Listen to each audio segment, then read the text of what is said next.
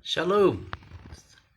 Pada hari ini 22 Mac kita akan membincangkan mengenai tokoh yang bernama Syamua.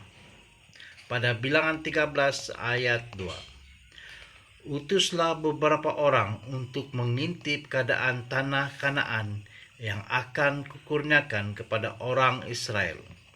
Utuslah seorang daripada setiap suku leluhur mereka, dan setiap orang itu ialah pemimpin di dalam kalangan sukunya. Bilangan 13 ayat yang kedua.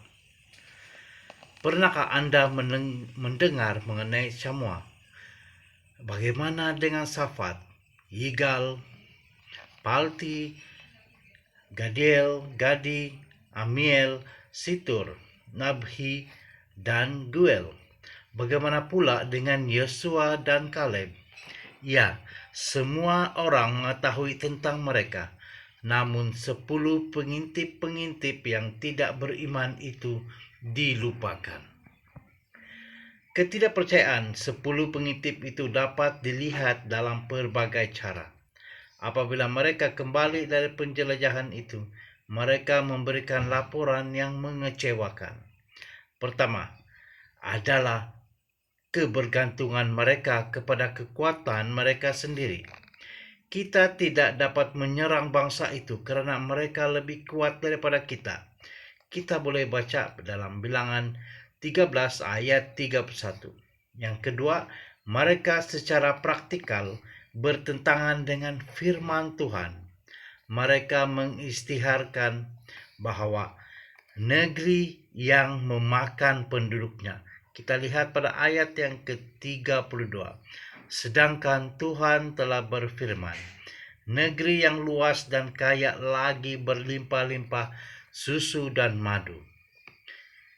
Kita boleh baca dalam Keluaran 3 ayat 8. Ketiga, mereka menghina peruntukan Tuhan dan menyampaikan laporan buruk kepada orang Israel tentang negeri yang diintip mereka itu.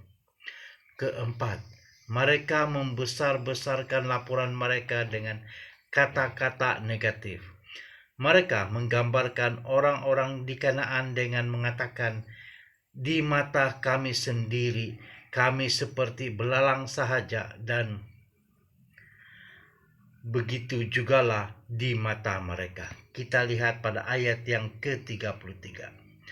Apabila ketidakpercayaan wujud ke dalam hati kita, ia mewujudkan semangat yang negatif dan pahit. Kita akan melihat segala-galanya sebagai halangan dan rintangan. Ada beberapa pengajaran yang perlu kita ingat. Pertama, ketidakpercayaan menghina Tuhan. Berapa lama lagi bangsa ini menista aku? Berapa lama lagi mereka tidak mahu percaya kepadaku? Padahal segala tanda ajaib sudah kulakukan dalam kalangan mereka. Bilangan 14 ayat 11. Ketidakpercayaan mereka menjangkiti seluruh orang-orang Israel. Maka berteriaklah seluruh umat dengan suara yang nyaring. Dan pada malam itu umat itu menangis. Lalu pemberontakan bermula terhadap Tuhan dan para pemimpin-pemimpinnya. Kita harus mempertimbangkan dengan teliti betapa berbahayanya sikap negatif. Dua lagi pelajaran, ketidakpercayaan membawa kepada prasangka untuk mencari kejayaan tanpa Tuhan. Akhirnya mereka pergi dan berperang, tetapi mereka dikalahkan. Kita lihat pada ayat yang ke-40 hingga 45. Ketidakpercayaan mendorong mereka untuk mati. Di gurun ini akan bergelimpangan mayat-mayatmu. Ayat 29.